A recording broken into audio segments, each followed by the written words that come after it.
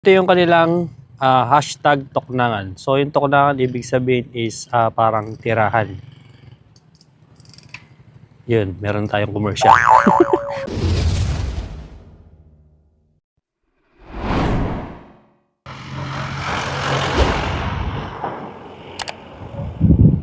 Inikutan natin. So dito, meron din silang mga lalaso tuwing gabi kasi umaga ngayon eh. Kaya nakasara sila. So meron silang mga food stall dito.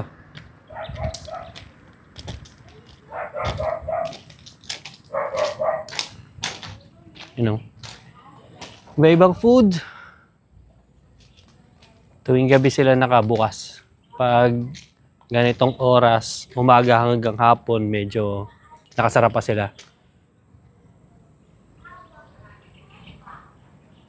Dahil yung maraming tao dito tuwing gabi.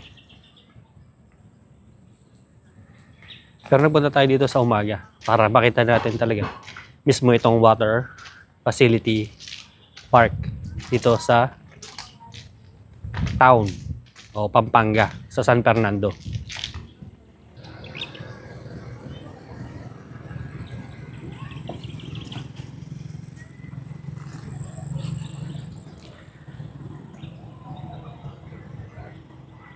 Yan, ito yung playground ng mga bata.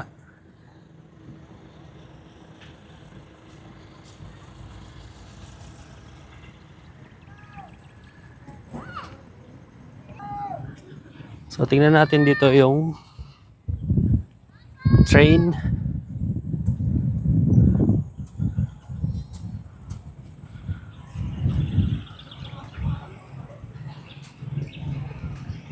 Hindi na ako sure kung gumagana to.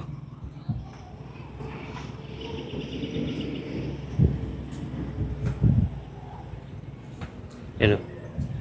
So train nito para sa mga bata. Tsaka isip bata siguro. Kung gumagana naman tuwing gabi siguro.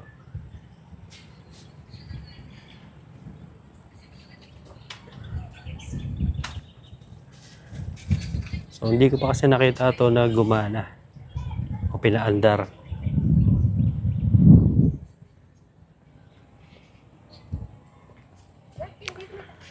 Tingin ko gumagana to. So ito yung parang pinakaano nila dito. Shuttle. Paigat dito sa park. Oo.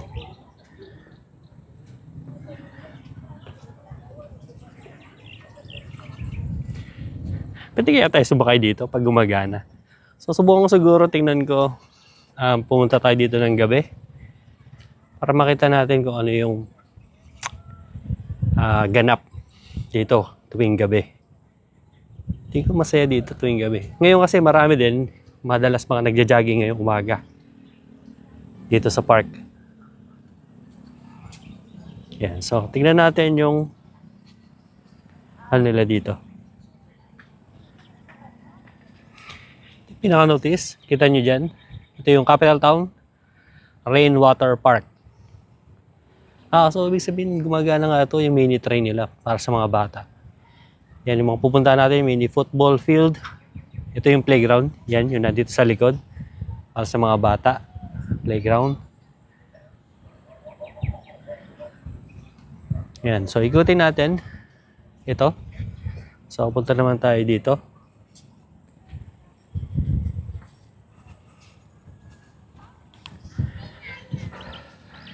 Ito yung parang ano eh, parang lake view. So puntahan natin.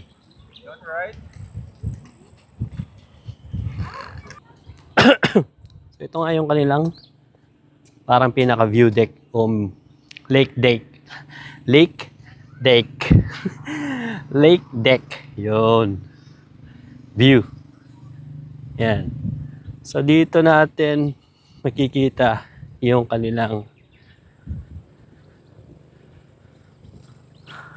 man-made lake. O yung ating rainwater lake. O kanila pala, hindi pala sa atin. Yan. Kita nyo, Maluwang to. Maliwalas. Rainwater Park. So, tingnan natin yung nakalagay dito. Yan. So, ito nga yung ating, kanila pa lang, capital town na Rainwater Park. Yan. So, ito yung description ng Rainwater Park. The Rainwater Park in Capital Town, Pampanga is a park that collects rainwater and reuses it to bring the life to the last foliage. Ano yun? Plants and bloom as well as fill the water. So, pagpunta nyo dito, basahin nyo na lang. Mahaba eh. So, medyo nakaano tayo. Yan, kita nyo dito. Maluwang din yung ano nila. Yung lake view deck nila.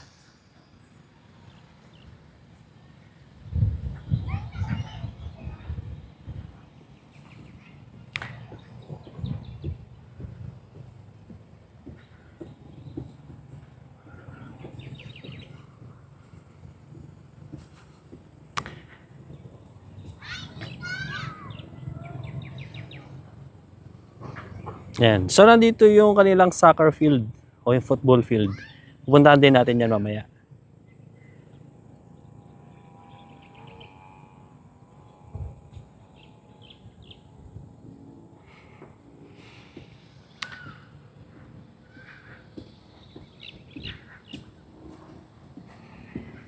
Yan. So, may upuan dito.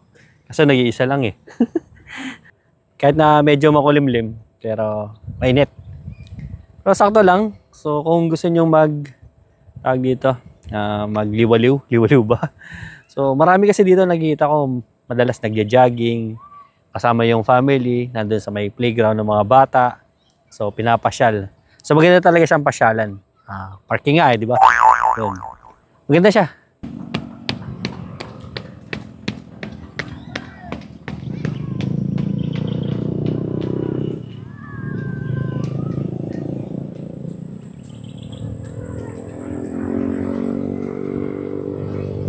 Yan. So, ito yung kanilang soccer o football field.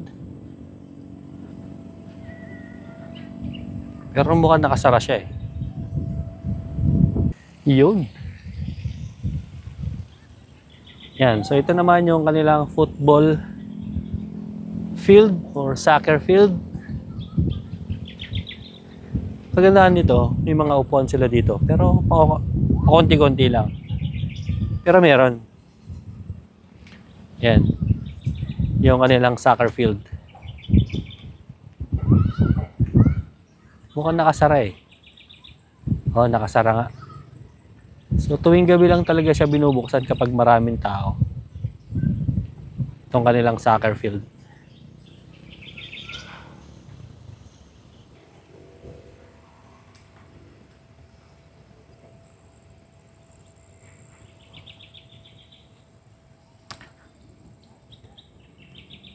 Tingnan natin kung nakalock ba yung kanilang soccer field.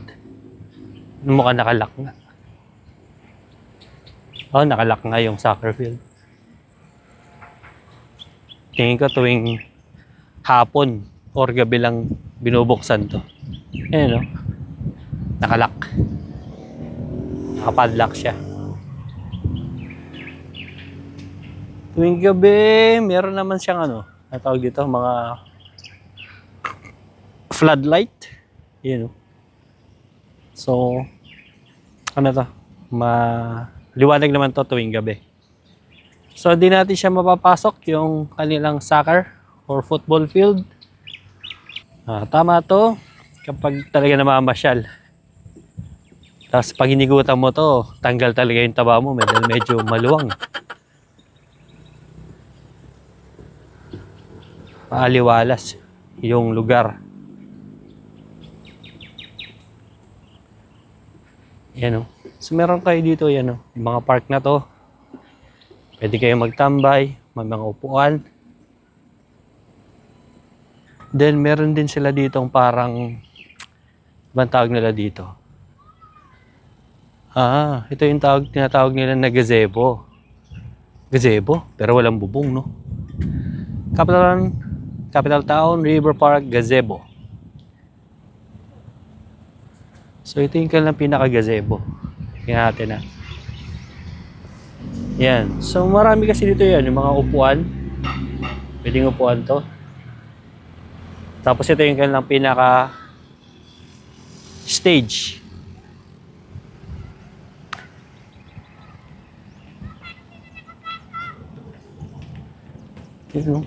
Pwede.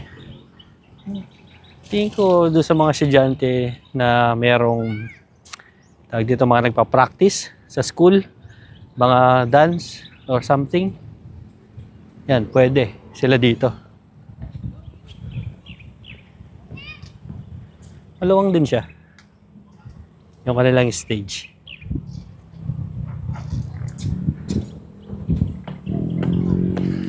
So, view deck na din siya. Mukhang naka-random siguro yung ano, yung aerator nila o yung fountain. Kasi dito hindi gumagana eh. Pero yung nandun gumagana, yung sa kabila. Yun oh. Ganda oh. O mag-i-enjoy dito si Pio ah. Sa kakalakad, yun lang baka magreklamo. Mapapagod siya. Yun. You know? So ito yung nandito tayo sa taas ng stage. Then ito yung mga upuan. Maganda rin yung motif nila dito. Open area. Yung kanilang gazebo. O parang ano tawag nila? Parang function hall eh, no? Okay, next. Puntahan naman natin ay ito, yung pinaka-highest point nila nung view deck.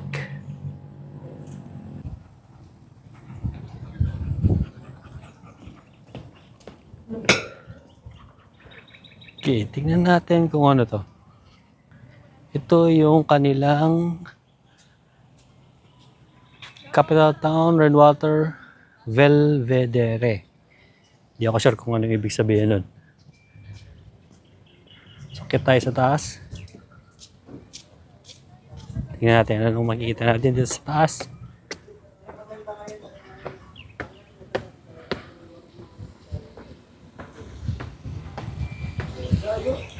Okay lang.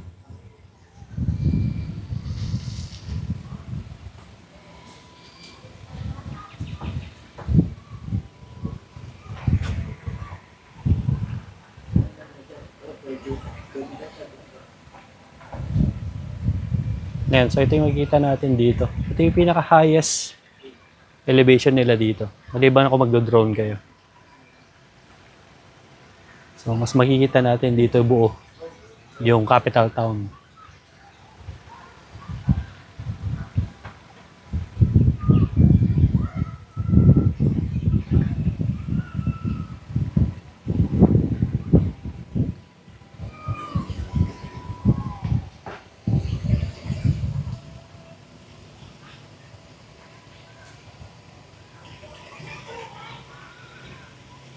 Na yan, dito gumagana yung kanilang fountain o aerator. Sa kabila hindi gumagana eh.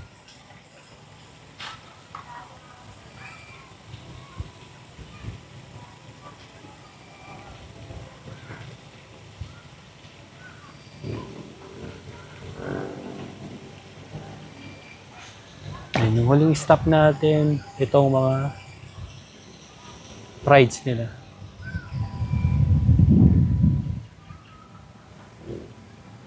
Ito yung gazebo nila kanina. Yun yung isang aerator nila, yung fountain na di gumagana.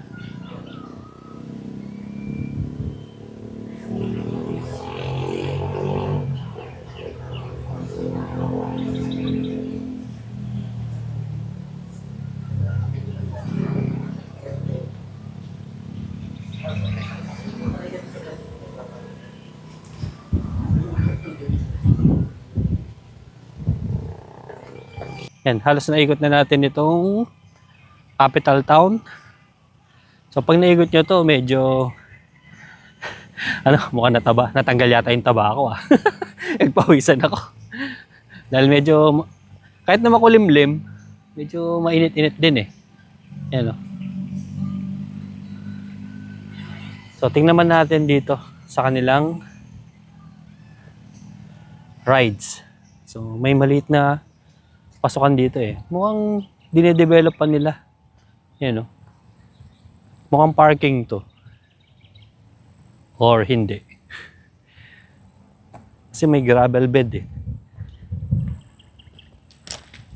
Hindi na ako sure kung magiging parking space nila to o mag-i-extend sila ulit ng mga rides. Yan, dito itong mga rides nila. So, naka-open lang daw to tuwing gabi. Yan, mag-start ng hapon. Alas 5 yata kung di ako nagkakamali.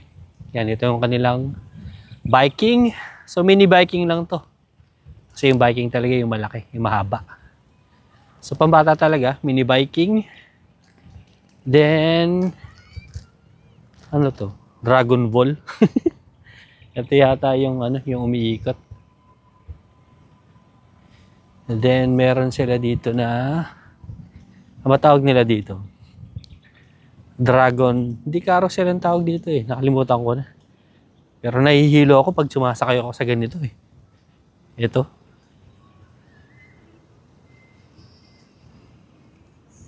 Ito, tingnan natin anong pangalan pala. Nandito pala yung pangalan niya. This is a dino ride.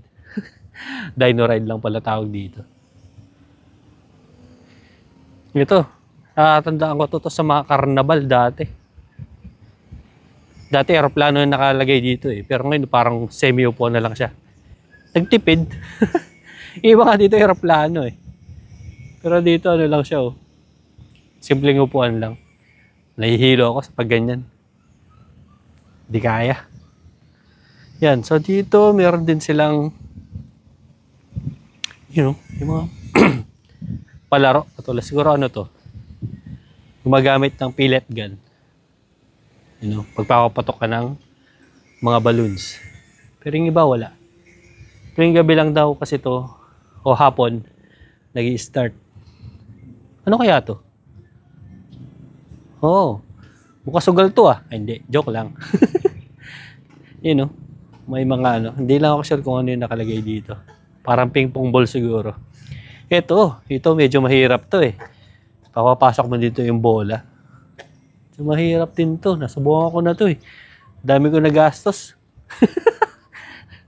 Dami kong binayad. Kung di man lamang pumasok kahit na minsan. Yan, ito pala yung carousel. So, more on talaga mga pambata yung mga rides nila dito. Sa mga isip bata, pwede naman. Then, ito yung kalang Ferris wheel. Sa Kapampangan kasi ang tawag dito is Arrueda. Arrueda. Pero dito ito, Ferris wheel. Yan. So, naikot na natin guys yung halos kabuuan nitong capital town na Rainwater Park. Dito sa San Fernando, Pampanga. So, magpapalipad na lang tayo ng drone para makita natin yung kabuuan nitong park. So, yun guys. Para sa video na to. So, kung bago lang kayo sa ating channel, huwag niyong kakalimutan mag-subscribe. At kung nagustuhan niyo yung video, paki-like din yung ating video. So, salamat guys sa panonood. So, hanggang sa susunod na video.